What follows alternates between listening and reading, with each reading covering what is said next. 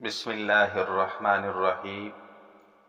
السلام علیکم ورحمۃ اللہ وبرکاتہ۔ محترم ناظرین، سیرت النبی صلی اللہ علیہ وسلم کا تذکرہ چل رہا ہے۔ اس سلسلے کی آج 5ویں ویڈیو ہے۔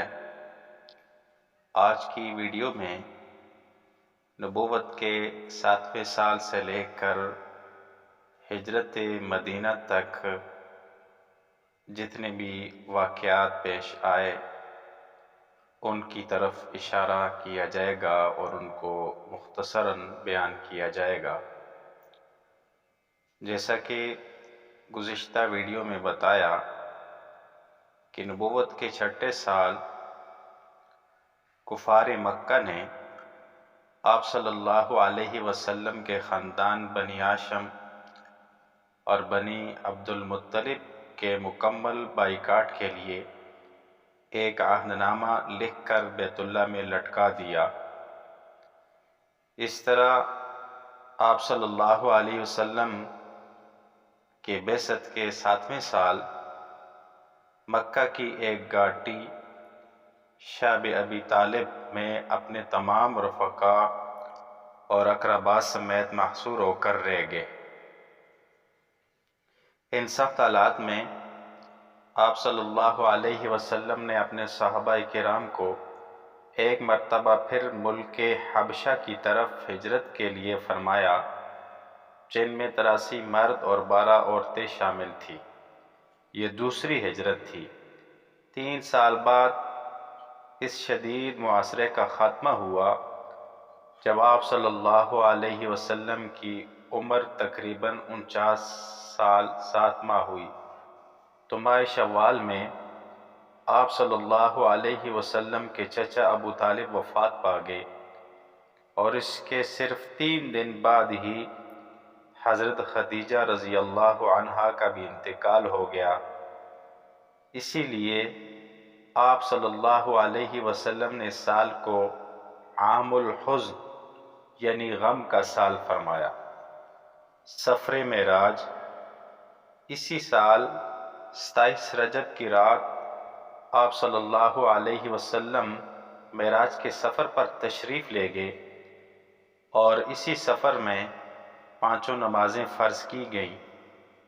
جب اللہ تعالیٰ نے مدینہ میں اسلام کی اشاعت کا فیصلہ فرمایا تو قبیلہ اوس کے چند آدمیوں کی آپ صلی اللہ علیہ وسلم سے مکہ میں ملاقات ہو گئی اور ان میں سے 2 آدمی اسد بن زرارہ اور ذکوان بن عبد قیس مشرف پر اسلام ہوئے۔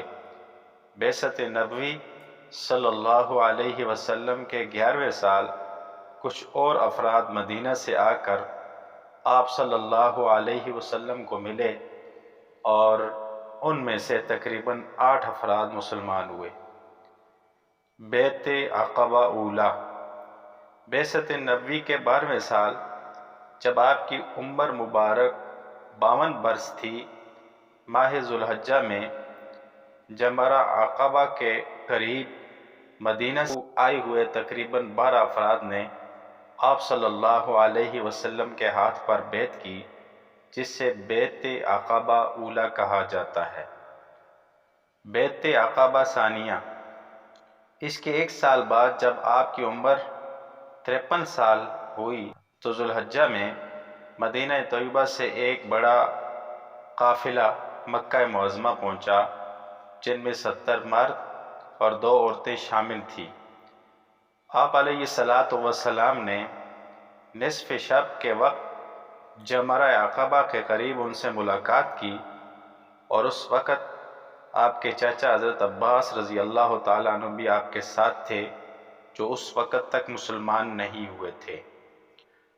حضرت عباس رضی اللہ تعالیٰ عنہ نے مدینہ سے آئے ہوئے ان حضرات سے مخاطب ہوتے ہوئے فرمایا، یہ میرا بھتیجا ہے جو ہمیشہ اپنی قوم میں عزت و حفاظت کے ساتھ رہا ہے۔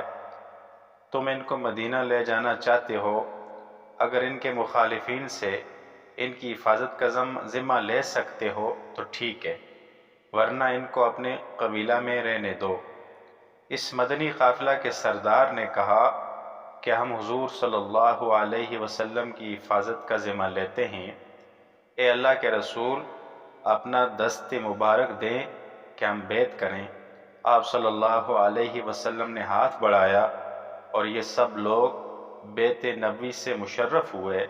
اس بیعت کو بیعت عقبہ ثانیہ کہتے ہیں۔ عقبہ کا معنی ہوتا ہے گھاٹی، اور یہ بیعت ایک گھاٹی کے پاس لی گئی۔ آج اتنا ہی کافی ہے، انشاءاللہ اگلی ویڈیو میں ملتے ہیں۔